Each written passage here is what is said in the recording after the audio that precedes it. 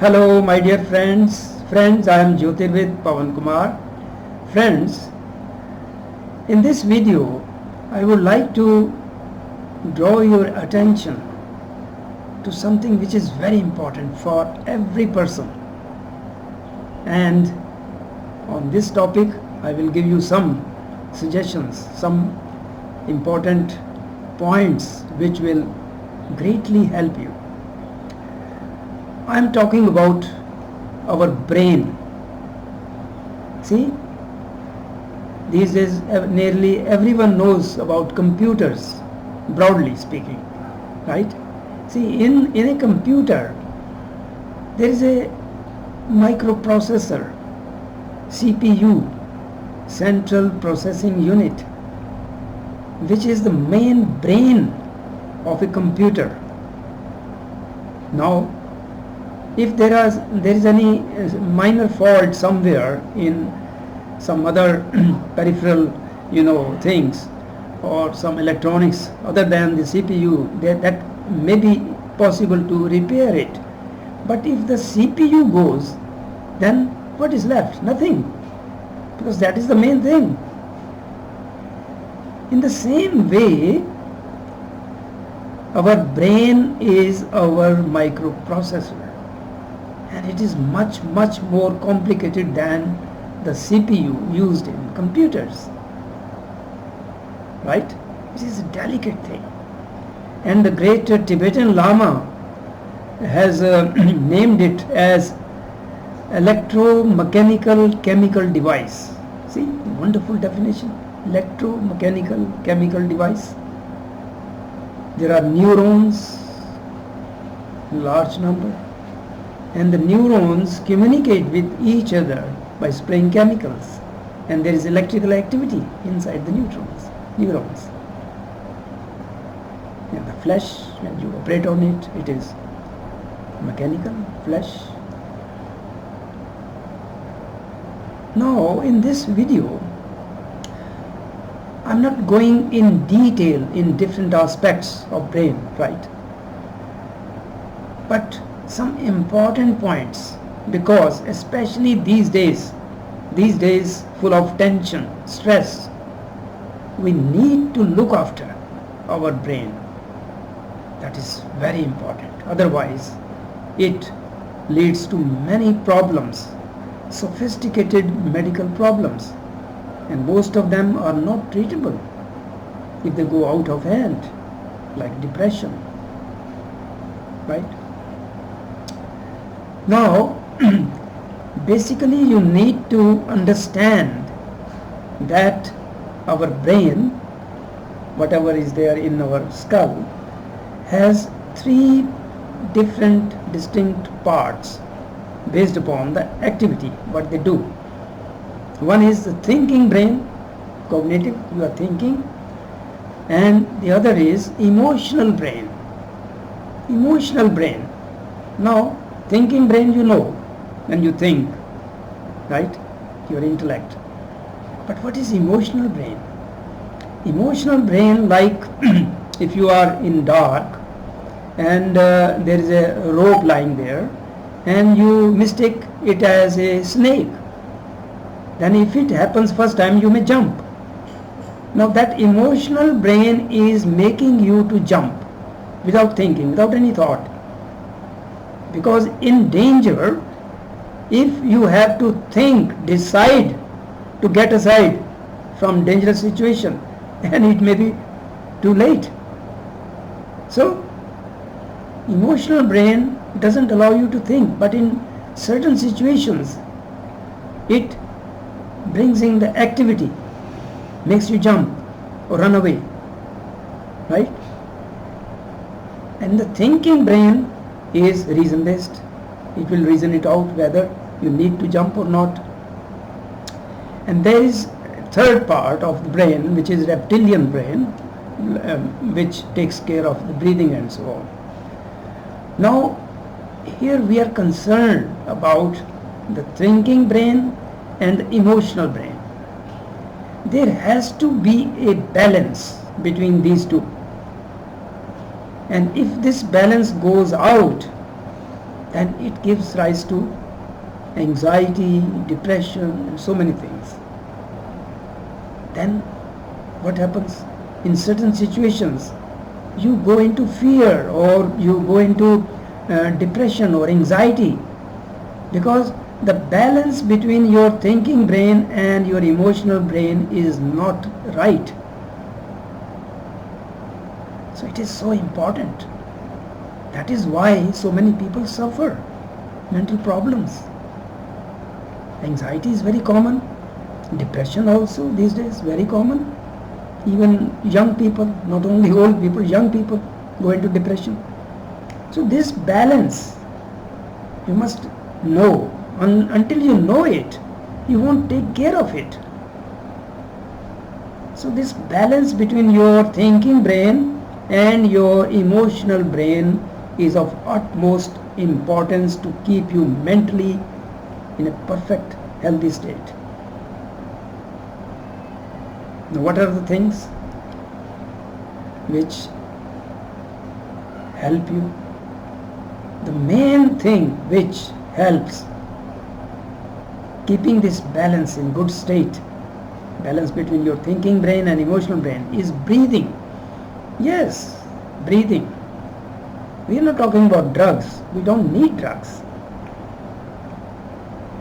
My effort is to guide you so that you don't fall in that situation when things go out of hand.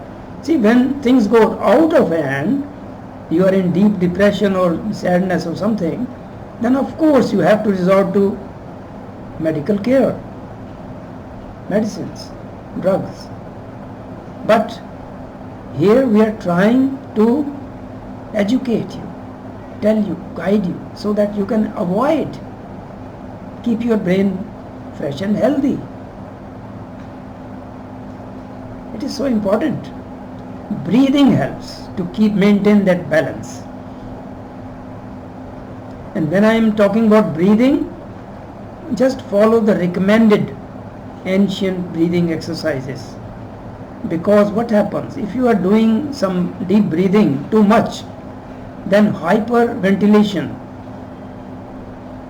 is also not good. Hyperventilation, when you are not doing any physical activity and you are sitting and breathing for too long and too deeply, then that is also not good. So only do the recommended exercises, and for that I don't know any other genuine source other than the great Tibetan Lama Lobsang Rampa. In his book Wisdom of the Ancients, there is a supplement especially on breathing. You can follow those exercises, and throughout his 19 books he has dealt with breathing at many places, because he knew breathing is so important. So what happens? I'll just give you an example in this video. If you are feeling very anxious somehow, you are sitting there for an interview, or you are sitting in a hospital waiting for your turn to see the doctor, or it could be anything. If there is anxiety, then you will notice that your breathing is also not quiet, it is fast. So if at that time you somehow control your breathing, slow it down, anxiety will go away. Yes, you will become calm and quiet. And the basic thing is, in that moment, what you do is, take a long deep breath, slowly. Always inhale through your nostrils, right? Long deep breath. And then without holding it, exhale through your mouth over a longer period. If you do it couple of times, you will find, you can do it, find out practically. Don't believe what I am saying, just do it and find it out. If you do that a couple of times, your breathing, that slow breathing, deep breathing will calm you down. There is a link between your mind and your breath. That will help you. So there are many other exercises, deep breathing, complete breathing. I have made videos also on that. They will help. Regular breathing. that will maintain this balance, essential balance between your thinking brain and your emotional brain, and prevent anxiety, stress, undue fear, and so many things, depression and so on. Right? I hope this video will help you. And now another thing, what other things you require? You need, you see, you are very careful about food for your body, but your brain also needs food, different things. What nutrients your brain needs, you can Google it out. I don't want to make this video too complicated, too long. I think I have talked about that. If not, I can make more videos, but you can find out. There is so much information available these days. What nutrients you need for your brain, take care of that. Depending whether you are non-veg or veg, you can select certain items which are essential for the right working, for the health of your brain. Another thing is exercise.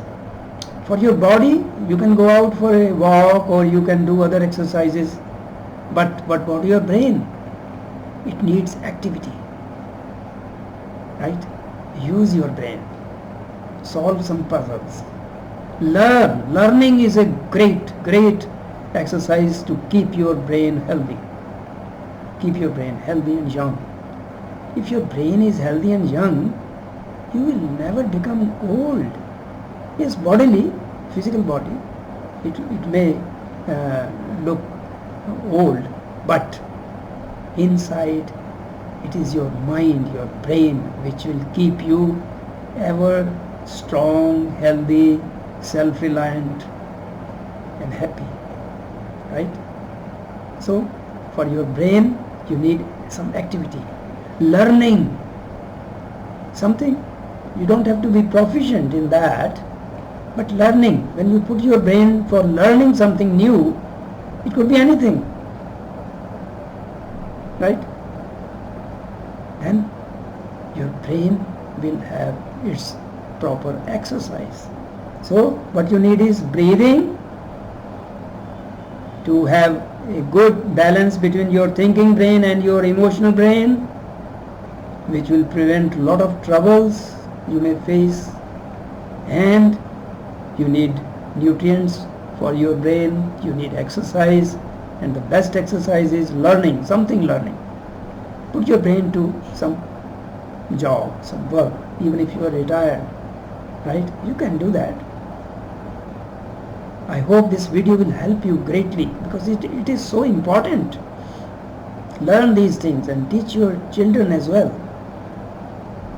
Right? Thank you for watching.